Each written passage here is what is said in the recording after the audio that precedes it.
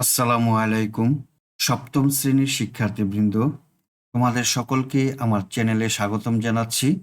আজ তোমাদের গণিত বইয়ের অনুশীলনী ৭.৩-এর ১ থেকে ৯ পর্যন্ত বহু নির্বাচনী প্রশ্নের অঙ্কগুলো সমাধান করব। তোমরা যারা আমার চ্যানেলটি সাবস্ক্রাইব করনি তারা সাবস্ক্রাইব করে আমার চ্যানেলের সাথে থেকো। আমার এই ভিডিও নিয়ে যদি তোমাদের কোনো মতামত থাকে তাহলে কমেন্টসের মাধ্যমে জানাতে পারো। ১ নম্বরে দেওয়া আছে x/3 - 3 = 0। সমীকরণটির মূল নিচের কোনটি? এখানে 4টি উত্তর দেওয়া আছে। সঠিক উত্তরটির পাশে টিকচিহ্ন দিব। প্রথমেই আমরা জানি মূল বলতে কি বুঝি। তোমাদের গণিত বইয়ের ১০৩ পৃষ্ঠায় দেওয়া আছে সমীকরণ সমাধান করে চলকের যে মান পাওয়া যায় একে সমীকরণটির মূল বলে। মূল কাকে বলে আমরা জানলাম। আমরা এখন এই সমীকরণটি সমাধান করব। সমাধান করে যে মান পাওয়া যাবে সেই মানটি হবে মূল। x/3 - 3 = 0 বা x/3 সমান 3 কে বাম পাশ থেকে ডান পাশে নিয়ে আসলাম, -3 + 3 হলো, বা এখন আড়াআড়ি গুণ করি। 3 নিচে কিছু নেই অর্থাৎ এখানে 1 আছে, তাহলে x আর 1 গুণ করলে হয় x সমান 3 × 3। সুতরাং x সমান 3 × 3 = 9। x এর মান পেয়েছি +9। এখানে ক-তে দেওয়া আছে -9 এবং ঘ-তে দেওয়া আছে +9। সঠিক উত্তরটি হবে ঘ +9। +9 হলো সমীকরণটির মূল। ২ নম্বর অঙ্ক, কোন সংখ্যার 1/4 4 এর সমান হবে? এখানে বলেছে কোন সংখ্যাটি আমাদের জানা নেই। মনে করি সংখ্যাটি x, সুতরাং x এর 1/4 অর্থাৎ 4/1 সমান হয় x আর 1 গুণ করলে x / 4 অর্থাৎ 4/x। প্রশ্ন মতে x এর 1/4 অর্থাৎ x/4 সমান হলো 4। এখন আড়াআড়ি গুণ করি। x আর 1 গুণ করলে হয় x, 4 আর 4 গুণ করলে হয় 4 × 4 = 16 অর্থাৎ 16। আমরা সংখ্যাটি ধরেছিলাম x, x এর মান পেয়েছি 16, অতএব সঠিক উত্তরটি হবে ক 16। ৩ নম্বর অঙ্ক, 2 - 2 বিন্দুটি কোন চতুর্ভাগে অবস্থিত? আমরা একটি লেখচিত্র আঁকি। এটি হলো x এবং x5, y, y5, মধ্যবিন্দু হলো 0। এখন +2 ডান পাশে যাবে 1, 2, এটি হলো +2। এখন y এর মান -2, -2 হবে নিচের দিকে 1, 2, এটি হলো -2। লেখচিত্রটি 4টি ভাগে বিভক্ত। এটি ঘড়ির কাঁটার উল্টো দিকে ঘুরবে। এটি হলো প্রথম ভাগ, তারপরে হলো দ্বিতীয় ভাগ, তারপরে তৃতীয় ভাগ এবং সর্বশেষ এটি হলো চতুর্থ ভাগ।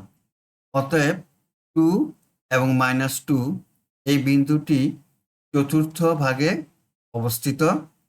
সঠিক উত্তরটি হবে ঘ চতুর্থ। ৪ নম্বর অঙ্ক, y অক্ষ বরাবর কোনো বিন্দুর ভুজ কত? এখানে একটি লেখচিত্র আঁকি। x, x5 এবং y, y5, এটি হলো 0 বিন্দু। x অক্ষ এবং y অক্ষ এই দুটি যে বিন্দুতে মিলিত হবে সেটি হলো 0 বিন্দুতে মিলিত হয়। এই মিলিত স্থানকে বলা হয় ভুজ। তাহলে মিলিত স্থান ভুজ সমান পেয়েছি 0। অতএব আমরা বলতে পারি y অক্ষ বরাবর কোনো বিন্দুর ভুজ হলো 0। সঠিক উত্তরটি ক 0। ৫ নম্বর অঙ্ক, দুটি সংখ্যার বিয়োগফল y, বড় সংখ্যাটি z হলে ছোট সংখ্যাটি কত? এখানে বলেছে দুটি সংখ্যার বিয়োগফল সমান বড় সংখ্যা বিয়োগ ছোট সংখ্যা, বা বিয়োগফল দেওয়া আছে y, আমরা লিখি y সমান বড় সংখ্যা দেওয়া আছে z, তাহলে লিখি z বিয়োগ ছোট সংখ্যা। সুতরাং ছোট সংখ্যাকে ডান পাশ থেকে বাম পাশে নিয়ে আসি, তাহলে মাইনাস চিহ্ন প্লাস চিহ্ন হয়ে যাবে, সমান z, y-কে বাম পাশ থেকে ডান পাশে নিয়ে যাই, তাহলে ছোট সংখ্যার মান পেলাম z মাইনাস y। এখানে কতে দেওয়া আছে z মাইনাস y, সঠিক উত্তরটি হবে ক। 6 নম্বর অঙ্ক, ab বাই xy এর সমতুল ভগ্নাংশ নিচের কোনটি? সমতুল ভগ্নাংশ বলতে আমরা বুঝি একটি ভগ্নাংশের লব ও হরকে যদি একই সংখ্যা দ্বারা গুণ বা ভাগ করা হয়, তাহলে যে নতুন ভগ্নাংশ পাওয়া যায় সেটি হলো মূল ভগ্নাংশের সমতুল ভগ্নাংশ। এখানে দেখো গ নম্বরে দেওয়া আছে 2ab বাই 2xy। এখন এই ভগ্নাংশের লব এবং হরের 2কে যদি কাটা হয়, তাহলে আমরা পাই ab বাই xy। তাহলে এই ভগ্নাংশটি অঙ্কের এই ভগ্নাংশের সমান হয়, এটি হলো সমতুল ভগ্নাংশ। অথবা প্রশ্নে দেওয়া আছে ab বাই xy। এখন এই ভগ্নাংশের লব এবং হরকে যদি আমরা 2 দিয়ে গুণ দিই, তাহলে 2ab বাই 2xy হয়। 2ab বাই 2xy পেয়েছি আমরা গতে। সুতরাং ab বাই xy হলো 2ab বাই 2xy এর সমতুল ভগ্নাংশ। সঠিক উত্তরটি হলো গ। 7 নম্বর অঙ্ক, 3x প্লাস 1 সমান 0 সমীকরণের ঘাত কত? ঘাত বলতে আমরা বুঝি x এর উপরে পাওয়ার। মনে করো এখানে একটি সমীকরণ x square plus 2x plus 1 সমান 0। এখানে x এর উপর পাওয়ার হলো 2, তাহলে x এর ঘাত হলো 2। এবার 3x প্লাস 1 সমান 0, এই সমীকরণে x এর উপরে কোনো পাওয়ার নেই। পাওয়ার না থাকলে মনে করব যে x এর উপরে 1 আছে, তাহলে x এর ঘাত হলো 1। তাহলে সঠিক উত্তরটি হবে গ। 8 নম্বর অঙ্ক, কোন সংখ্যার সাথে -5 যোগ করলে 15 হবে? এই অঙ্কটি আমরা সহজেই করতে পারি। দেখো হতে 20 দেওয়া আছে, 20-র সাথে যদি আমরা -5 যোগ করি, তাহলে হয় কত? 20 থেকে -5 বিয়োগ দিলে থাকে 15। তাহলে সঠিক উত্তরটি হবে ভ 20। আবার আমরা এভাবেও সমাধান করতে পারি। মনে করি সংখ্যাটি x, x এর সাথে যোগ করি -5, যোগফল হবে 15, বা x প্লাসে মাইনাসে -5 সমান 15, বা x সমান 15 -5কে বাম পাশ থেকে ডান পাশে নিয়ে যাই, তাহলে +5 হলো। সুতরাং x সমান 15 আর 5 যোগ করলে হয় 20। আমরা সংখ্যাটি ধরেছিলাম x, x এর মান পেয়েছি 20, অতএব সঠিক উত্তরটি হবে ঘ 20। 9 নম্বর অঙ্ক, x এর কোন মান 4x plus 1 equal to 2x plus 7 সমীকরণকে সিদ্ধ করে? আমরা এই সমীকরণটি এখন সমাধান করি।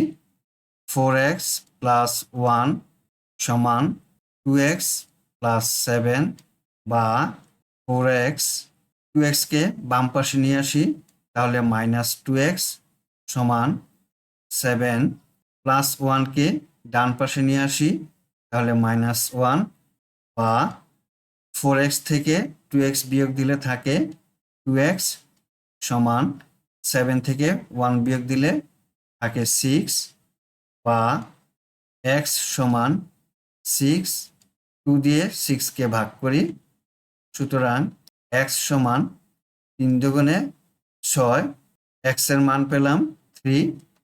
তাহলে সঠিক উত্তরটি হলো গ 3। এখন আমরা যে এক্স এর মান 3 পেলাম সেটি সঠিক কিনা তা প্রমাণ করি।